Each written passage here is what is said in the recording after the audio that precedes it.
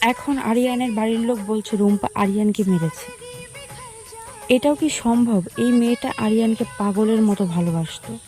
ওর ভেতরে কি যে যন্ত্রণা ও ছাড়া কেউ বুঝবে না।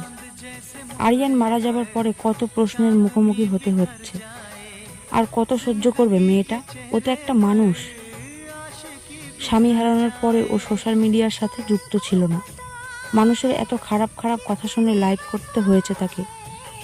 সেই লাইভে এসে বলেছিল, আমাকে নিয়ে এমন বাজে ভিডিও বানিও না, আমি আর সহ্য করতে পারছি না।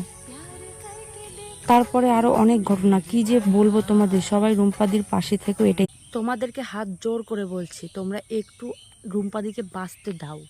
তোমরা কি মানুষ বলো তো? তোমরা এই বলছো কমেন্টে 99% ভালো বলছো, কিন্তু ওই 1% এত খারাপ খারাপ কমেন্ট করছো। তোমাদের এই খারাপ কমেন্টেই তো রুম্পাদি খারাপ পদক্ষেপ নিতে বাধ্য হচ্ছে।